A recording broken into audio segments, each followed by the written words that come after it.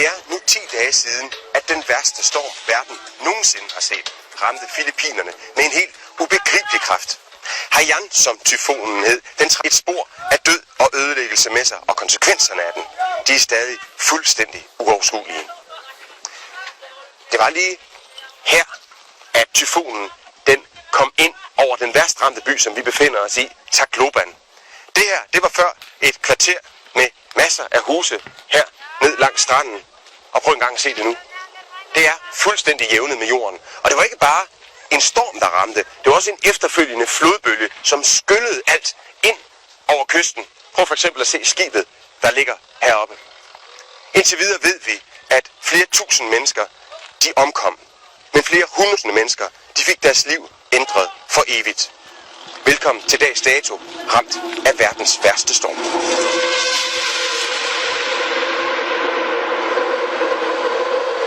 Det er et helt utroligt syn, der møder en, når man flyver ind over de her meget, meget ramte områder. Vi flyver lige nu over en by, der hedder Ormoc City. Og det er en by, der ligger på en af de 2 øer, der er værst ramt. Og den er altså fuldstændig smadret. Det her, det er bare en af de øer, som er blevet ramt. Men der er altså over 700, der bliver ramt af den her tyfon. Og mange af de her mennesker, de har ikke fået hjælp endnu, blandt andet ikke dem i den her by. Og det er heller ikke en af de byer, hvor der har været særlig meget fokus.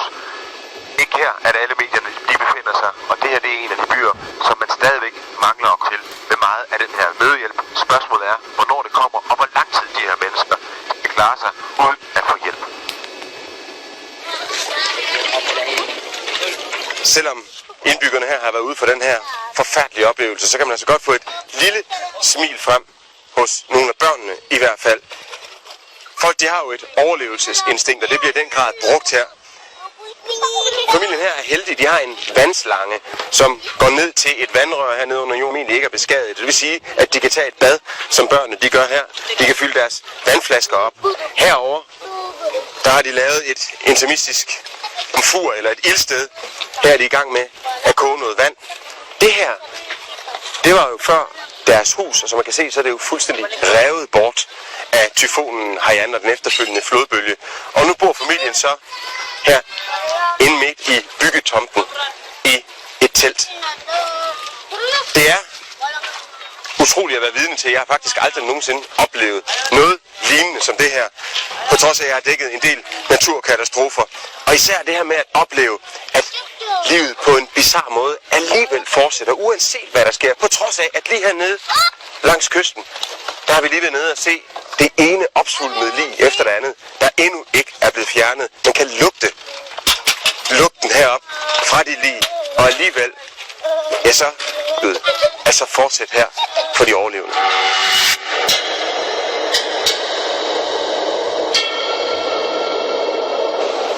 Her i Asien, der kalder man de her kæmpestorme for tyfoner. Og lad os lige prøve at forstå, hvor stor tyfonen Haiyan den egentlig var. Den blev betegnet som en kategori 5 supertyfon, og den strakte sig over et areal på 600 km, og det svarer cirka til afstanden mellem København og Amsterdam. Den samlede kræfter over Stillehavet, og da den så ramte her ved den filippinske kyst torsdag aften dansk tid, ja, der var det med vindstyrker på op mod 380 km i timen. Og det gjorde tyfonen Haiyan til den værste storm, der nogensinde er målt her på jordkloden.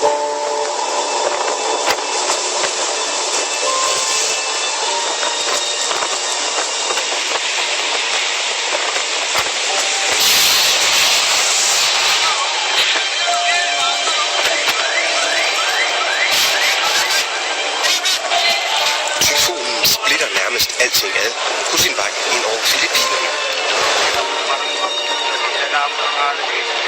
Og da stormen har lagt sig, stiger omfanget af ødelæggelserne og antallet af dræbte dag for dag.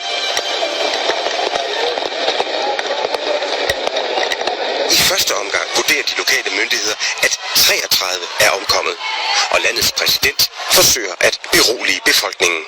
Kaya po na lagi, alam nating walang bagyo, maaaring magpaluhod sa Pilipino kung tayo'y magbabayanihan.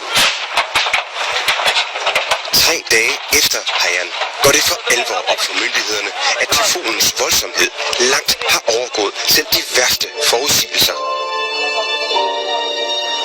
We have so many dead people. We don't have bags.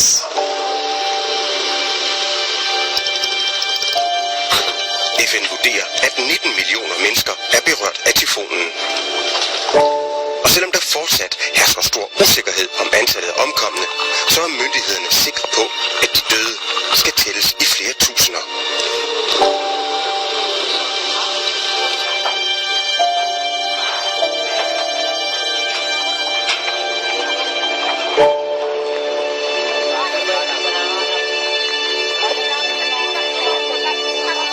Men tyfonen Haiyan har også ramt mennesker andre steder i verden.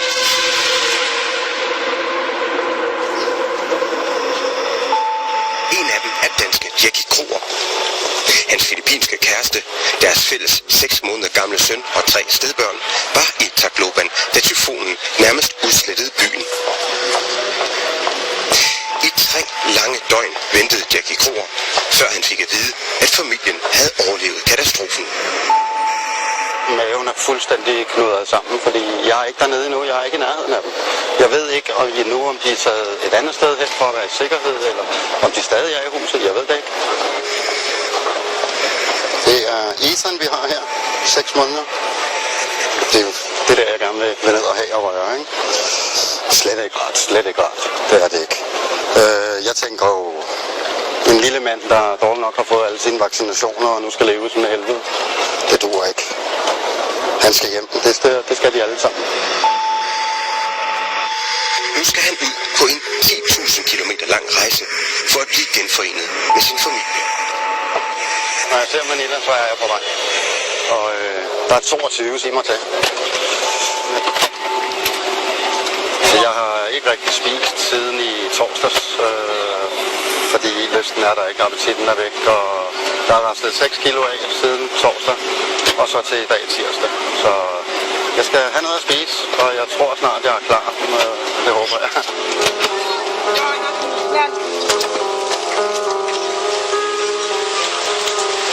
På Filippinerne er byer blevet udslettet, familier splittet, og tusindvis har mistet deres kære.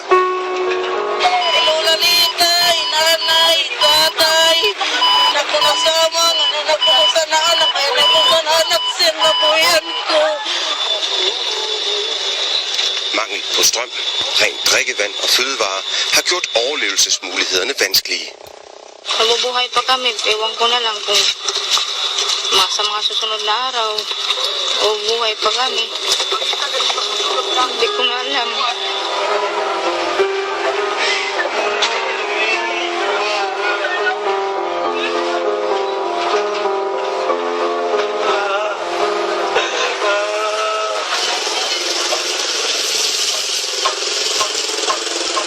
Hospitalet i Tacloban fortæller sin helt egen historie om denne tragedie. Her modtog de mange af de første ofre for tyfonen, mennesker, der blev bragt ind med alle typer skader.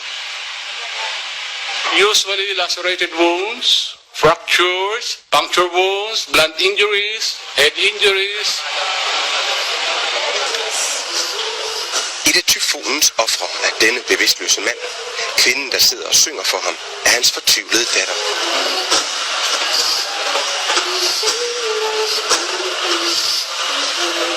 Da tyfonen rasede, blev manden ramt af et træ, da han forsøgte at redde sin datter og sit 5 dage gamle barnebarn.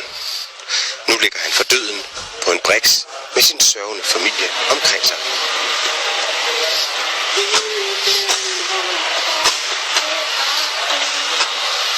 Men midt i al elendigheden er der også historier om liv og håb.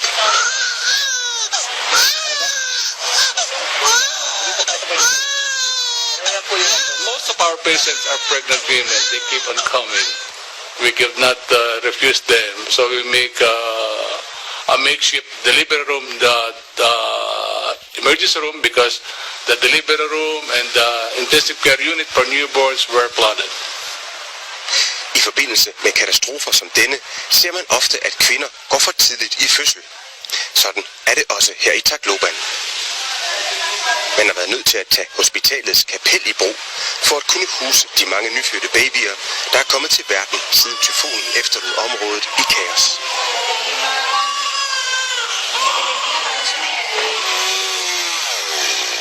Oprydningsarbejdet, det er så småt gået i gang nu, men det er fuldstændig uoverskueligt. Indtil videre, ja, så er de nået at rydde op, sådan cirka 10 meter af den her gade, og så mangler det lige resten af byen. Myndighederne, de er altså i gang med at rydde vejene, så infrastrukturen kan komme til at fungere igen. Men så er der folks egne boliger. Ja, der må de selv stå for oprydningen. Men som man kan se her, så er der altså mange steder, hvor det bare ikke kan betale sig. Alligevel, så kan man finde folk, der midt i alt det her sidder og forsøger at genskabe deres hus. Hello, sir. Hello. So, are you trying to rebuild your house, or what are you going to do? Yeah, we just rebuilt our house. But do you think that's possible? I mean, look at all this. Yeah. It should be possible. It can be possible? Yeah. Of course, we're going to burn all this stuff. And Rebuild it. we can rebuild it. Det er ikke kun folks boliger her i byen, der er blevet fuldstændig smadret. Det her, det er guvernørens kontor. Og selve bygningen, ja, den står endnu, selvom der er ruder, der er smadret. Men prøv lige at se herude foran. Det her meget af inventaret, der var inde i bygningen, som på en eller anden måde er blevet skyllet ud. Og som man kan se her, så er der altså et stort arbejde, før at administrationen her i byen kan komme til at fungere bare nogenlunde ordentligt igen. Livet er så småt ved at vende tilbage her i byen efter tyfonen Haiyan. Folk, de får noget at drikke, de får mad, men oprydningen, den er altså først lige gået i gang. Det anslås, at det kommer til at koste over 80 milliarder kroner at få ryddet op efter alt det, der er sket her. Men de menneskelige omkostninger efter oprydningen, de kan ikke gøres op.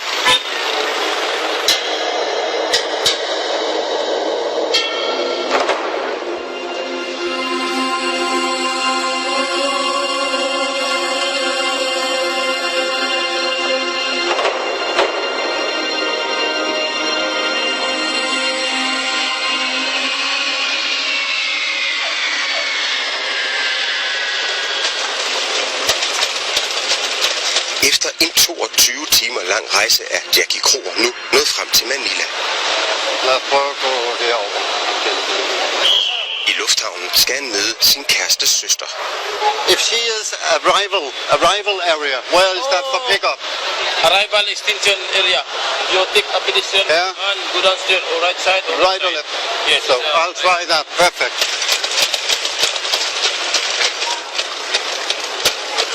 Jeg er her et eller andet sted, men jeg synes ikke rigtigt, at jeg kan finde en. Det er noget skidt musik. Der. Godt, så er det fundet. Upsi. Puha. Hej. Hi. We are busy. Yeah, I know. Yeah. Hi. Hi. First time. Yeah. How long time does it take to go to the domestic? Søsteren skal hjælpe ham de sidste godt 500 kilometer til den by, hvor han kan blive genforenet med sin familie. Oh, I need a cigarette. Oh, this is food. Are they on their way or? Yeah, they're actually they take land trip to Cebu. To Cebu? Yeah. Yeah, good. But because the plane was like there's a lot of people. Yeah. And it's very difficult that the children will just go there. Okay. There are a lot. Yeah. So they take the land trip. And it's further up and then take the boat or? Yeah. Okay, Yeah. good. How's this? Is this okay? Yeah, they're okay. Okay. They're way to. Can we call them? Yeah. Yeah. So. I will pay the. No, it's okay. I mean, no, it's free. My own is just blocked right now Yeah. because it's. But if there's a signal. Yeah, okay, let's see. I tried many times and suddenly there was a signal for 2 dings and that's it. Yeah, I know.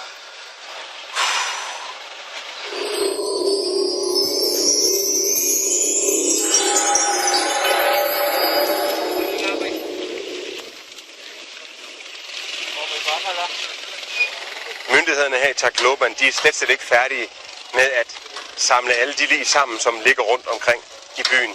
Lige i øjeblikket, der er de i gang med at fjerne 3 lig, der har ligget her på gaden, siden tyfonen den ramte. Og det er altså blevet dagligdag, at de her mennesker, de går rundt og samler lig, og det er noget, befolkningen de efterhånden er ved at være vant til. Man kan se folk, de står her i den her ufattelige stank. Og de følger med i, hvad der foregår. Det er også masser af børn, som nu er blevet vant til, at det er en del af hverdagen, at der går folk rundt og samler lig. Og det er jo tusindvis af lig, de allerede har samlet. De bliver læsset op på en lastbil her, og så bliver de kørt ud til en massegrav, hvor at de alle sammen bliver begravet. Det er meget, meget svært at identificere de her lig, fordi de har ligget så lang tid. Mange af dem er opløst af at have ligget i vand, så der er mange af dem, som man ikke nogensinde finder ud af, hvem egentlig er. Og det betyder også, at der er mange pårørende, som stadigvæk vil gå og være i tvivl om deres pårørende, de rent faktisk er omkommet ved den her tyfon eller ej.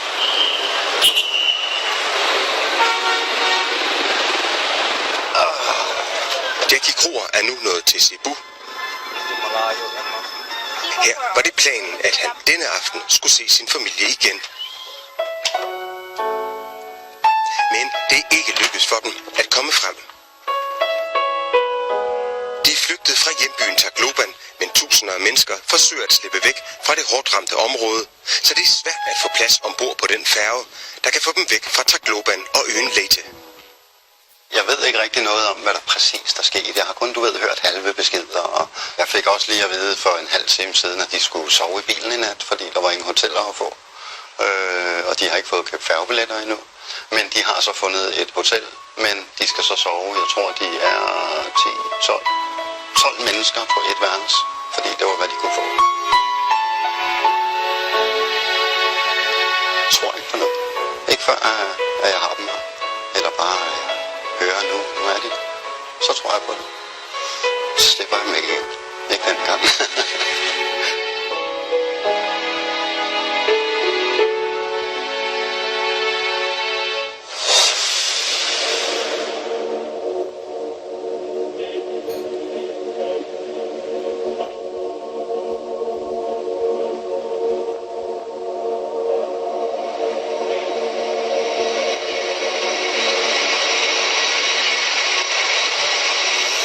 Der gik ikke lang tid, før det gik op for omverdenen, hvor alvorlig den her storm havde været. Og så kom velvilligheden. Så begyndte nødhjælpen at strømme ind fra hele verden. Og militærfly som det her landede det ene efter det andet. Det her, det er fra Singapore. De kommer ind med nødhjælp, og de tager masser af mennesker ud. For der er rigtig mange mennesker, der ikke har lyst til at være i det her område længere. Nogle er ikke så heldige at komme med et militærfly, men må forsøge at få en plads på et civilfly, som også er begyndt at lande her. Og det er på trods af, at lufthavnen, som man kan se her, heller ikke er gået ramt forbi. Den er også fuldstændig ødelagt. Herover der har vi helikoptere fra USA og England. Det er dem, der bliver sendt ud til de allermest isolerede områder, således at nødhjælpen også kommer derud. Så på den måde, så er der rigtig mange mennesker, der efterhånden har fået nødhjælp, selvom det begyndte rigtig, rigtig langsomt. Når nødhjælpen den så kommer ud, så bliver den uddelt mange steder på den her måde, og langt de fleste steder, der foregår det i god ro og orden. Man kan se, der er en kø. Den starter så godt nok helt hernede. This system is very good, and we get a relief. I think it's 5 kilos of rice and then canned goods, and it's very good. But this is the very first time I received a relief good, because in Sagahan we did not receive any drop of water or any kind of relief good, as in nothing. Man har hørt om plyndringer, man har hørt om vold, og det er da helt sikkert også været. Der er et udgangsforbud mellem klokken 8 om aftenen og klokken 5 om morgenen for at forhindre, at folk stjæler fra hinanden.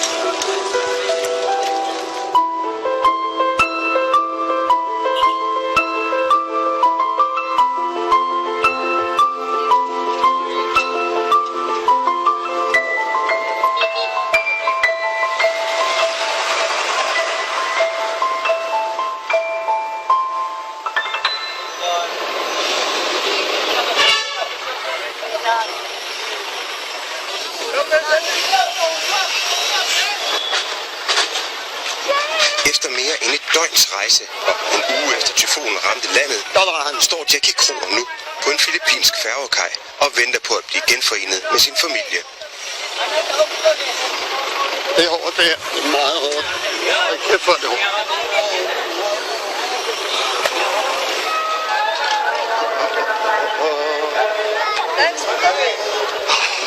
I love you, honey. Can I take it? Yeah. Oh, see. I missed you. You've been so great.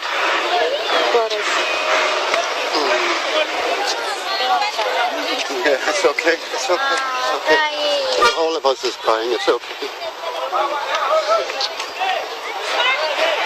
Ethan.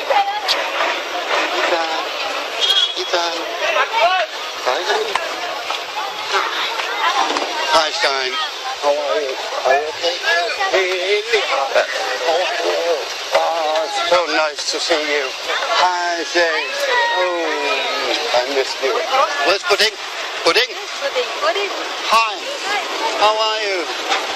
Are you okay? Jeg er glad. Det er jeg. Jeg er tudeglad. Jeg har fået familien samlet, og det er jo det vigtigste, der kunne ske. Den her familie lykkedes med at slippe fri af tyfonen og det kaos, der fulgte umiddelbart efter. Men med sig bringer de et vidnesbyrd om de oplevelser, de aldrig vil glemme. And I missed you too. All the buildings are destroyed and the people are getting wild. And that's, I can say, so we are also panic because they are almost killing. They go inside the house just to kill the family and get things. I did not sleep for 1 week because of the tragedy. We go home. It's overwhelmed. I'm so very, very much happy, and I can see this man. He's so sweet. He really showed how much he loves me. I don't know. I'm speechless about it, but I'm just happy. So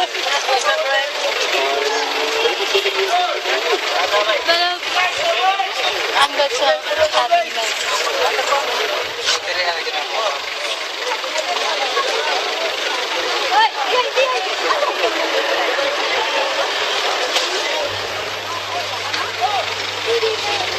Det gik heldigvis godt for Jackie Kroer og hans familie, men så heldige er det jo langt fra alle, der har været. De tæller stadig de omkomne her efter tyfonen. 4.000 mennesker deromkring er man op på lige nu. 2 millioner er blevet hjemløse. 4 millioner er blevet fordrevet. Hvordan skal alle de her overlevende komme videre med deres liv?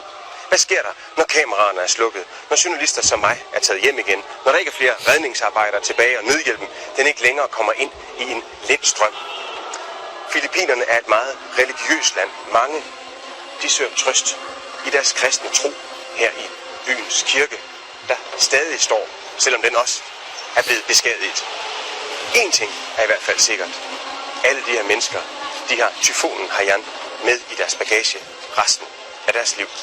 Med det var det slut på dags dato for i aften, ramt af verdens værste storm.